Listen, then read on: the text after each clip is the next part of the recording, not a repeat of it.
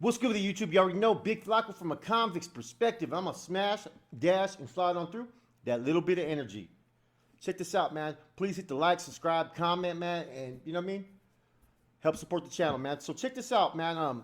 I got a quick announcement for you guys. This is going to trip you guys out. Came from the California Department of Corrections and Rehabilitation. Okay? It was in a particular group of CDCR. Just a heads up from our partners. Try not to wear anything related to law enforcement or especially corrections in public. There's a possible hit out on all COs because a couple days ago, the third man in the rankings of Nuestra Familia and a northerner was shot and killed by a CO for stabbing another high-ranking member of the NF. So eye for an eye. Also, don't stop in Delano if you don't need to. The high-ranking member that was shot and killed is from Delano. Pass it along, especially to our Delano partners.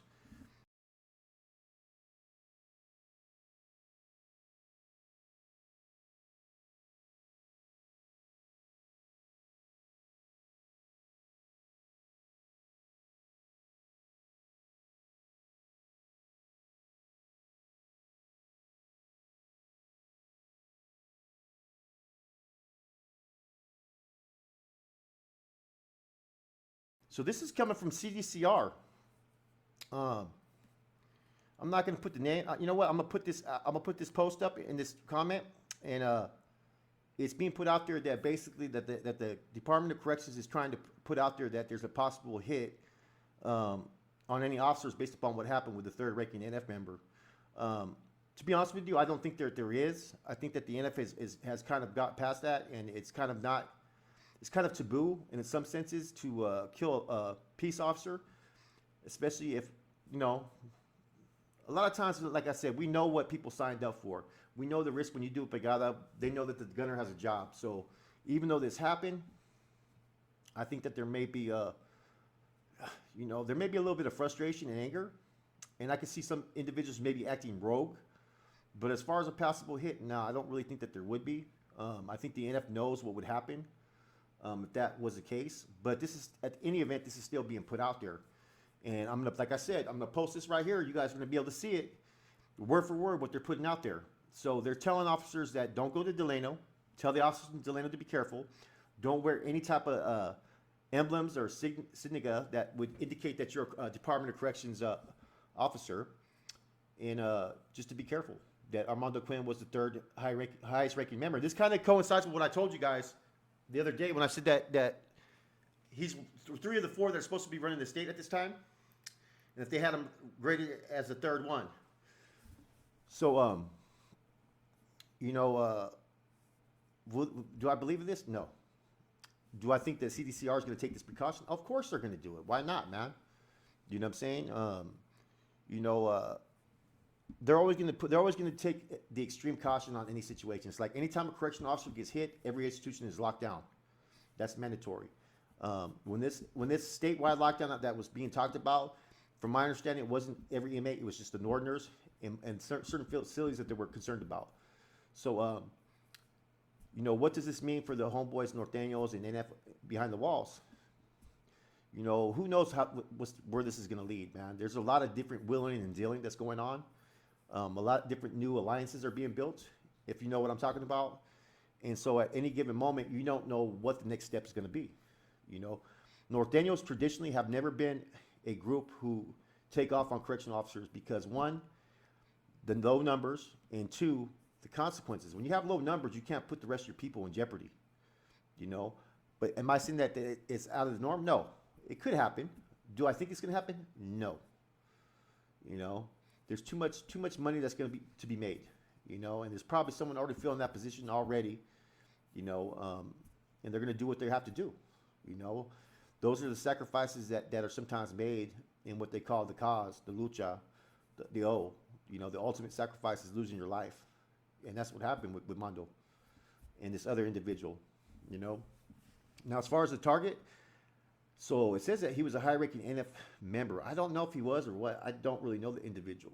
That's just only what it says per the Department of Corrections. My insight had told me that he was basically an associate of the structure.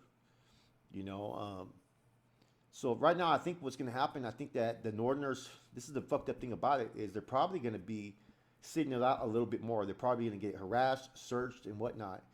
And that's part of the struggle. You know what I'm saying?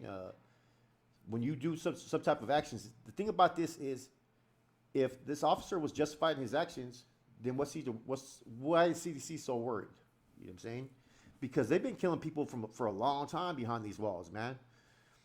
During the corporate shoe wars, it was all Norteños and blacks that got killed. You know, during in a lot of the institutions. You know what I'm saying? So it's like anything, right? You can't hold. I think the NF has enough sense of understanding that this is more. It doesn't. You can't categorize everybody by one person's actions. Now, if this was a group thing, it was a little personal. Who knows, man? Like I said, man. But this is what's being put out there, and CDCR is going to take all precaution. They're going to do whatever they have to do. They're going to run their investigations. They're going to protect their people. You know what I'm saying? But it's almost like in a sense, like they're admitting that they know that they did wrong. Because technically, when you shoot somebody, you're not supposed to shoot someone to kill. You're supposed to shoot somebody to disarm them. And so that's the whole problem that I have also with this case, that people need to pinpoint that regardless if he was supposed to do what he was doing or not, right? It's not their job to take a life. And I'm not justifying these men's actions by stabbing this dude. I'm not at all. I'm just saying it's not their job. You know what I'm saying? There's ways to disarm someone. If you're in that tower, right? You know what I'm saying? I get the pressure. You got a lot of pressure to make sure you make the right hit, make the right decision. You know what I'm saying? I think one shot's going to pretty much level someone off the top. You know what I mean? You get shot one time, you're pretty much going to stop. I think most people will, because you already know what's going to happen if you keep on going. And so the fact that there was two people that were killed simultaneously at the same time, that makes me wonder, what were the intentions of those guards in the tower? You know what I'm saying? Maybe they were deliberately trying to do something. I don't know. You know what I'm saying? I can't sit there and make any type of conclusion, because you got to look at it from this standpoint too, guys. That's a very pressure position to sit there and have a gun and have to fucking stop someone from maybe killing somebody else.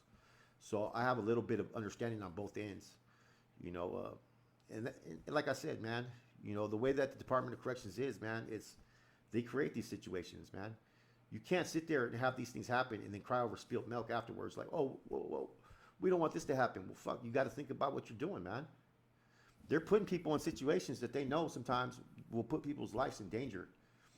And it goes back to what was going on in Corcoran.